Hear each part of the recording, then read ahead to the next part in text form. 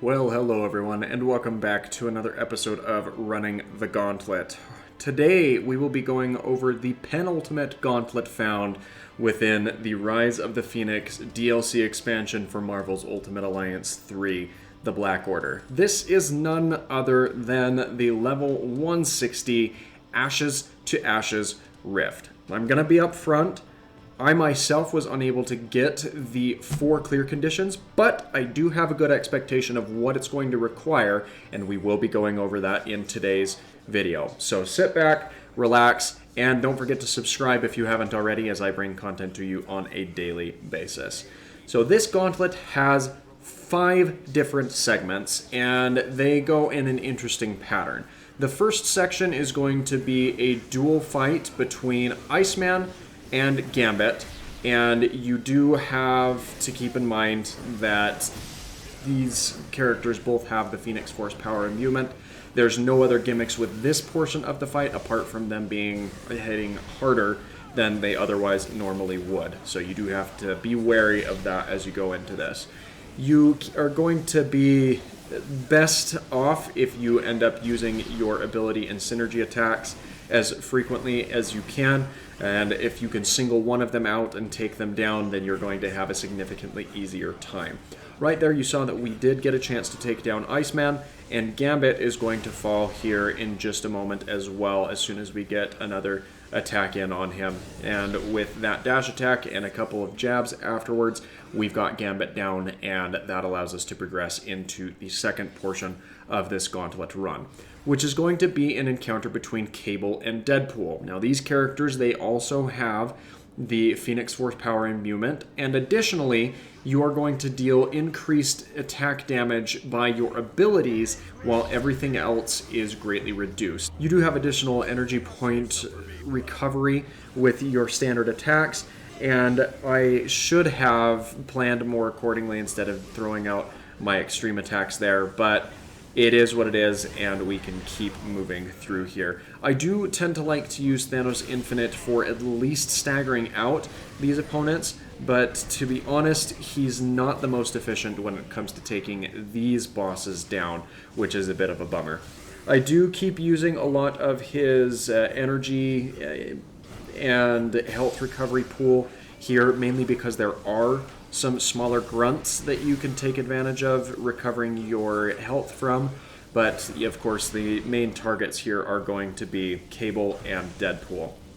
Additionally, it seems that a lot, if not most, of the characters that show up in this section of the gauntlet do have their extreme attacks enabled, because you see animations that you normally do not see them throwing out.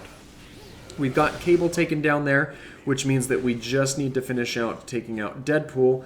And Deadpool is particularly annoying because he has his Uzis that he spams fire all the way across the map with, and that is just not fun for anyone involved.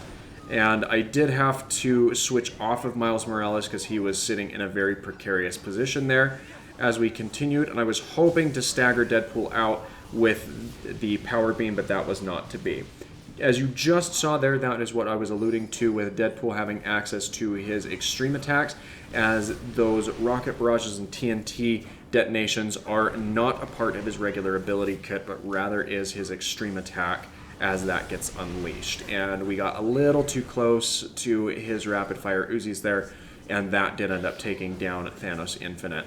But we'll get him back on his feet before too much longer.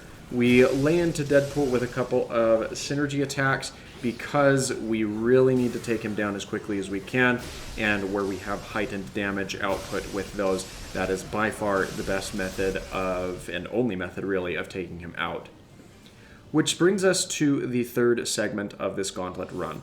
This is akin to the first one, where there's no real gimmicks to the fight, but this time we will be facing off against Wolverine and Colossus, and this tends to be an interesting encounter in its own right, mainly due to the fact that it's a very small enclosed arena. This is the danger room, and it is not the danger room where we have the simulations going on, so it tends to get a little bit hairy as we progress through.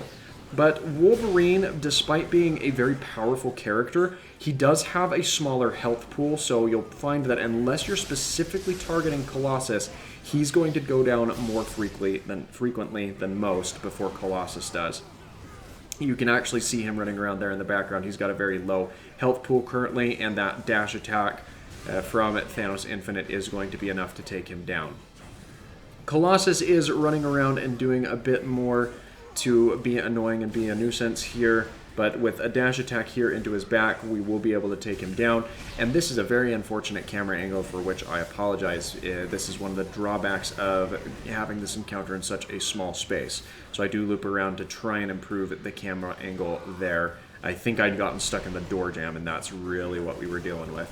But Thanos does manage to lock him down, and with that final uppercut in the circular pattern, we have Colossus taken out as well. The fourth section of this fight is tedious, but it is also by far the easiest, especially if you watch a lot of my content. You know that I like to run the Vitality Recovery on extreme attack damage dealt, and because this is greatly increased damage from all extreme attacks, you are definitely going to benefit from having your health recovery in place for this section of that fight, as the extreme attacks are the only way to deal any sort of meaningful damage over the course of this fight here. And since it's a lot of rinsing and repeating extreme attacks, and I'm not in danger of losing any of my team members in this encounter, let's go ahead and talk about the 4 different clear conditions in order to get the max rewards from this rift. The first one is clearing through the gauntlet once, which is a little bit tough, but it is achievable, as long as you are well aware of what you're going into and you don't walk in here with an underleveled team. The second clear condition is defeating a total of 9 bosses, which you can get over the 5 different sections of the gauntlet and clearing out once. As the first 4 have 2 bosses apiece, and the final one, which we will be looking at here in just a minute, has just 1 boss, so that is for a total of 9. It's not easy, but it is achievable. The third clear condition is dealing 15 million damage or more with abilities, which you really need to be using your abilities in most of these sections anyway, so you should be able to achieve that. I ended up running this gauntlet about twice, and that's where the problem comes in with the 4th clear condition here, but as in that second run of the gauntlet, you should very easily be able to achieve your 15 million damage or more with abilities. Where I fell a little bit short is the 4th and final clear condition, which is earning a score of 450,000 or more. And my general advice is run this until you can't anymore, but from the calculations that I'm doing with the overall score that I'm achieving as I go through this, you're going to need to run this gauntlet 3 times to its completion, and you're going to see why that's so annoying here as we get into the final leg of this gauntlet run. Scott himself is about to go down here, and I am holding on to Thanos' extreme attack, mainly because I really want to have that in reserve for this upcoming final section. So I unleash Wolverine's extreme attack, we lay into Scott, Cyclops there, and we are able to progress into that 5th and final wave. And this is where you really discover if you are made of what it takes to have any sort of success within this gauntlet itself. Personally, I think it's more a measure of how much absolute garbage can you put up with, because this fight is not fair in any right. This is the confrontation against Dark Phoenix. Phoenix is already annoying enough as a combatant as she is, but Dark Phoenix has dialed the difficulty up to 11. I unfortunately detonated Dr. Doom's attack way too far off the mark. That was very much a bad move on my part of not lining up the extreme attacks, but I'm kind of in panic mode at this point because I do not like this fight. If you can lay into Dark Phoenix with enough of your ability attacks and keep her fully staggered, not just knocked down, but fully staggered, you can avoid a lot of the annoying large area of attacks that she throws out. But anytime she is up and on her feet proper, or even just temporarily staggered out like that instead of having stun indicated on her health bar up at the top of the screen, she will light the stage on fire, she will fire down flaming missiles from above, and she also has these wide sweeping attacks that either go out in an arc in front of her, consume half or all of the stage that we are fighting on, or blast out in a very large area radius around herself.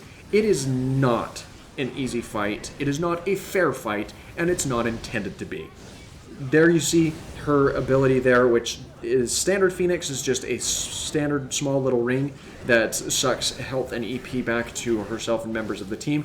Her version of this attack takes up 75% of the stage, and if she detonates it right in the middle, you basically have nowhere left to run, because you've got to make it out to an edge, and even then you're still taking damage from the way that this stage is meant to work.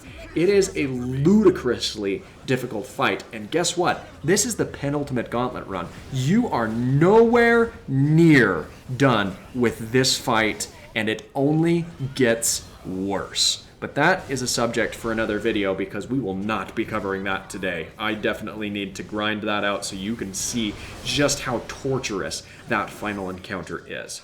But with Dark Phoenix taken down here, I'm going to take my leave. I'm going to go get some water, and I am going to see you again on Monday for hopefully the culmination to this Running the Gauntlet series, at least in the second phase of the DLC. Be sure to check back to the channel tomorrow, as we will be doing a PlayStation 4 Marvel's Avengers game that just dropped today, and I'm super excited to check that out, and I'm definitely going to need a reprieve. So thanks again for watching. Hit the bell, hit the subscribe button, and don't forget to leave a like if you found this video informative or helpful. Have a fantastic rest of your day.